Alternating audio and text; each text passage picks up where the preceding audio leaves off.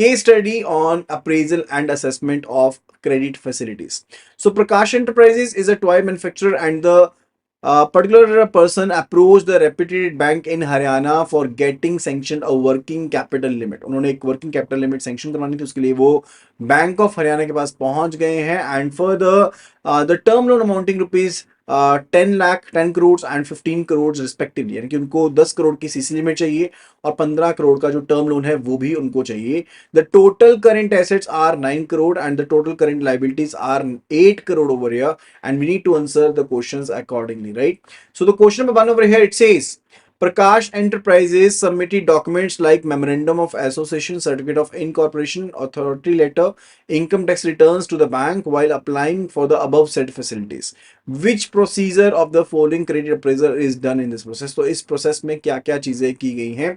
Due diligence of the enterprises, assessing the business of the owner, identification and verification of the borrower, understanding the credit requirements. So which of the following have been done in this particular part?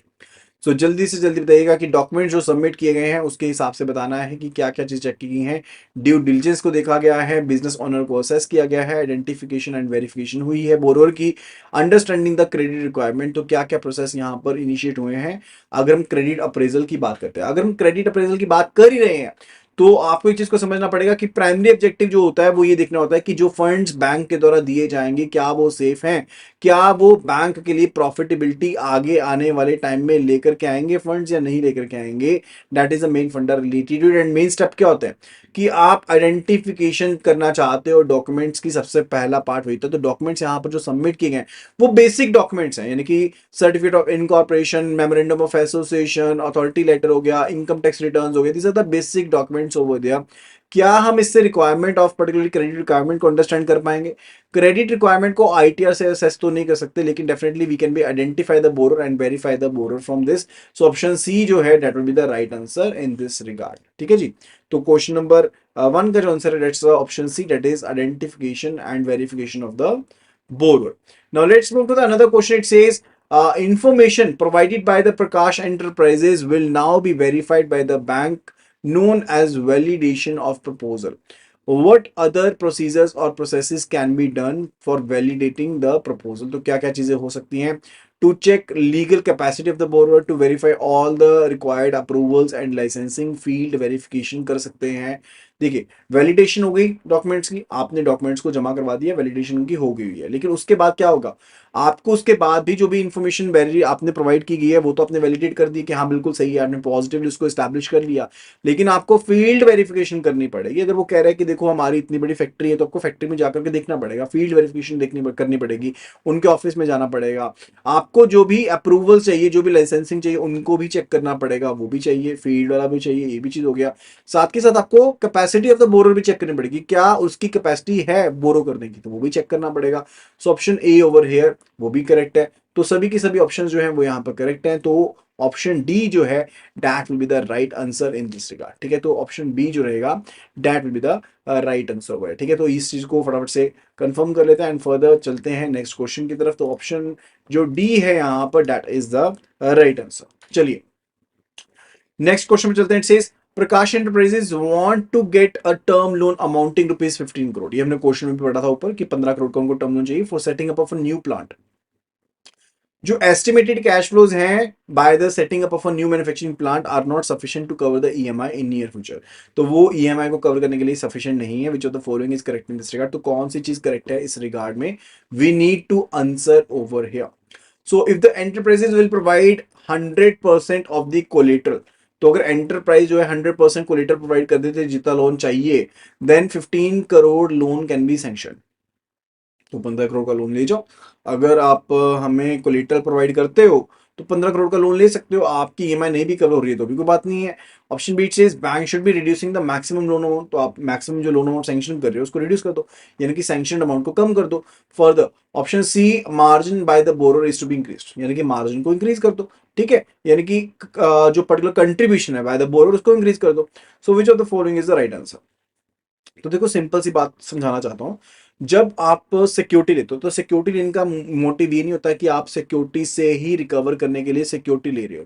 Security तब काम आती है जब आपका loan actual में चलेगा नहीं। सबसे पहले तो आपको वायबिलिटी ऑफ द मैन्युफैक्चर, जो फॉर आपके पास प्लांट होता है उसको चेक करना होता है, ठीक है। इकोनॉमिक वायबिलिटी जो होती है वो चेक करनी होती है, जो कि इस केस में बैंक एस्टैब्लिश नहीं कर पा रहा, तो आपकी ईएमआई तो कवर हो नहीं रही है। तो बैंक को या तो लोन अमाउंट कम करना पड़ेगा। लोन अमाउंट को कम करने का मतलब क्या होता है कि आप जो मार्जिन है बोरोर का उसको इंक्रीज कर रहे हो, तो दोनों ही चीजें यहां पर होगी। लेकिन ये चीज नहीं होती है कि आपने उसको उससे पर्टिकुलरली कोऑर्डिनेटर सिक्योरिटी ले ली है तो दैट विल बी, तो हो गया वो काम। तो ऐसा नहीं होता, ठीक है। तो आंसर क्या रहेगा? Answer is option D, that is both B and C. So option D will be the right answer over here. Is that clear? Further चलते हैं नेक्स्ट क्वेश्चन की तरफ। It says what will be the amount of gross working capital and the net working capital. ठीक है, तो net working capital and gross working capital का amount क्या होने वाला है फॉर द प्रकाश एंटरप्राइज। देखो, ग्रॉस वर्किंग कैपिटल जो होती है that is actually equal to total current assets. जो भी टोटल करंट एसेट्स होते हैं वो आपकी ग्रॉस वर्किंग कैपिटल होती है। और नेट वर्किंग कैपिटल किसके इक्वल होती है? जो आपके पास टोटल करंट एसेट्स हैं minus current liabilities, total current liabilities that is your net working capital. तो आपके पास अगर एसेट्स की बात करें, वो क्वेश्चन में ऊपर दिए गए हैं 9 करोड़ के आपके पास टोटल करंट एसेट्स हैं, तो आपके पास ये ग्रॉस वर्किंग कैपिटल होगी। और नेट वर्किंग कैपिटल कितनी होगी? 9 करोड़ माइनस 8 करोड़। ठीक है, तो 1 करोड़ की आपके पास नेट वर्किंग कैपिटल यहाँ पर बन जाएगी। Is that clear? ये चीज यहां पर क्लियर होगी। So that will be related answer for question number 4 over here. Fifth question it says if the Prakash enterprises, if the Prakash Enterprises is having an average stock of rupees 3 crore and average daily raw material of rupees raw material consumption is rupees 1 crore, average stock of finished goods is 50 lakh and average cost of sales is 5 lakh, then in that scenario calculate the finished goods period and the raw material storage period। तो जल्दी से जल्दी आपको यहाँ पर answer करना है इन सभी चीजों से रिलेटेड। देखो, अब जब हम बात करते हैं ना अप्रेजल के बारे में, सबसे पहले अप्रेजल के बारे में आपको फटाफट से बताता हूँ। उसमें 7 C's का कंसेप्ट आता है। क्या आता है? 7 C's जो होते हैं ना उसका कंसेप्ट आता है। एंड ये जो 7 C's होते हैं ये बेसिकली क्या है? एक तो होता है क्रेडिट वर्दीनेस, कि आप देखते हो कि बोरोर की क्रेडिट वर्दीनेस इंटेक्ट है या नहीं है। फिर देखते हो कि करेक्टर क्या है बोरोर का, क्या वो सही इंटीग्रिटी मेंटेन्ड है, उसकी कैपेसिटी है क्या यहाँ पर पैसा उधार पर उठाने की, एंड उसके पास कितना कैपिटल अवेलेबल है उसको चेक करते हो। कोलेटरल प्रोवाइड कर रहा है तो क्या प्रोवाइड कर रहा है, कितनी प्रोवाइड कर रहा है, टर्म्स एंड कंडीशंस क्या होनी चाहिए उसके रिलेटेड, एंड क्या कैश फ्लोज रहने वाले हैं उसके बारे में भी आप गो थ्रू करते हो, राइट। तो ये 7 C's का प्रिंसिपल रहता है when we are particularly talking about the lending appraisal over there. लेकिन ये लैंडिंग अप्रेजल को करते करते आपको साथ में कुछ और चीजों का भी ध्यान रखना पड़ता है। यानी कि वर्किंग कैपिटल को जब हम कैलकुलेशन की बात करते हैं, whenever we talk about the calculation of the working capital, तो आपको ऑपरेटिंग साइकिल कंपोनेंट्स को कैलकुलेट करना पड़ता है। ये जो दोनों चीजें आपको कैलकुलेट करने के लिए बोली ना, फिनिश गुड पीरियड क्या होगा, रॉ मटेरियल स्टोरेज पीरियड क्या होगा, these are what, these are the operating cycle components. जब आप सीसी लिमिट सेंक्शन करते हो तो आपको इन कंपोनेंट्स का भी ध्यान रखना पड़ता है, राइट। तो उसी के बारे में फटाफट से देखते हैं। सबसे पहले will be talking about the raw material storage period.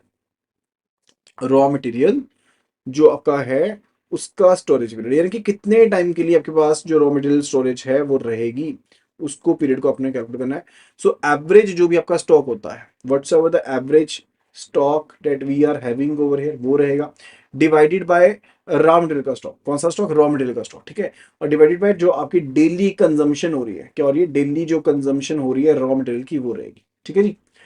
सो मान लो कि मेरे पास रॉ मटेरियल का स्टॉक जो है वो 3 करोड़ का है, यहां पर दिया गया कि रॉ मटेरियल का जो स्टॉक है वो 3 करोड़ का है, एंड रॉ मटेरियल की डेली कंजम्पशन कितनी है? 1 करोड़ की है। तो आपके पास रॉ मटेरियल स्टोरेज पीरियड कितना हो जाएगा? यहाँ पर 3 हो जाएगा। दैट विल बी, आपके पास क्या हो जाएगा? 3 हो जाएगा। यानी कि डेली बेसिस के ऊपर अगर हम देखें तो आपके पास रॉ मटेरियल स्टोरेज पीरियड यहाँ पर 3 आंसर जो है वो यहाँ पर आ जाएगा। Is that clear? ये चीज क्लियर होगी है। अब यहाँ पर एनुअल कंजम्पशन अगर दी गई हो, अगर तो आपको एनुअल कंजम्पशन दी गई है, लेट्स से अगर इस क्वेश्चन में आपको कहा जाता कि ये जो 1 करोड़ है, ये जो 1 करोड़ है वो आपके पास एनुअल कंजम्पशन है, राइट। एंड फर्दर जो ये आपके पास एवरेज स्टॉक है वो आपके पास एवरेज स्टॉक हो गया, लेकिन कंजम्पशन जो है वो आपके पास एनुअल है, ठीक है। तो उसमें आप क्या करते हैं? 1 करोड़ डिवाइडेड बाय 360 करते हैं, एंड फिर उसका इस्तेमाल करते हैं यहां पर डिनोमिनेटर में, राइट। तो इस चीज को भी आपको ध्यान में रखना पड़ेगा। ओके जी। फर्दर अभी चलते हैं नेक्स्ट पार्ट की तरफ। वो कह रहे हैं कि आपको फिनिश गुड्स पीरियड को कैलकुलेट करना है। किसको कैलकुलेट करना है? फिनिश गुड्स, यानी कि जो चीजें बन के आपके पास रेडी हो गई हैं उनका आपको पीरियड जो है वो यहां पर कैलकुलेट करना है। फिनिश गुड्स स्टोरेज पीरियड को आपको कैलकुलेट करना है। Let's have a look at it. इसका फॉर्मूला क्या रहता है? जो आपके पास स्टॉक था किसका, वही same formula, stock of finish goods, stock of finish goods रहेगा। एंड फर्दर साथ में क्या रहेगा?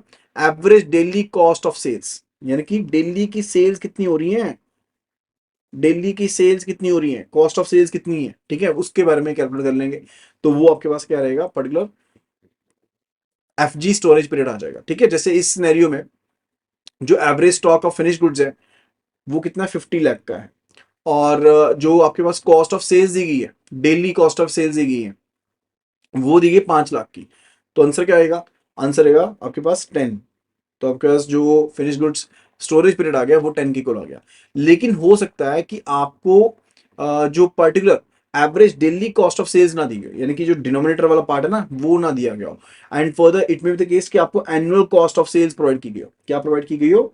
जो एनुअल कॉस्ट ऑफ सेल्स है क्वेश्चन में वो प्रोवाइड की गई हो। अगर ऐसा सिनेरियो होता है तो उस केस में आप उसको डिवाइड बाय 360 कर दोगे। ठीक है, अगर मुझे कहता है कि 400 लाख है तो 400 लाख डिवाइड में 360 कर देता एंड उसके अकॉर्डिंग हम कैलकुलेशन कर लेते हैं एंड फर्दर उसको एवरेज डेली को जो को पर्टिकुलर कॉस्ट था, कॉस्ट ऑफ सेल्स था, उसको डिनोमिनेटर में यूज करते हैं। पहली चीज। साथ के साथ हो सकता है कि आपको मल्टीपल कंपोनेंट गिवन हो। लाइक इसका फॉर्मूला होता है एनुअल कॉस्ट ऑफ सेल्स का फॉर्मूला क्या होता है? इट्स रिलेटेड टू कि आपके पास ओपनिंग स्टॉक क्या था फिनिश गुड्स का, फिनिश गुड्स का ओपनिंग स्टॉक क्या था, एंड आपकी एनुअल कॉस्ट ऑफ प्रोडक्शन क्या लग रही है, टोटल कॉस्ट क्या लग रही है आपकी प्रोडक्शन के ऊपर, वो हो जाएगा।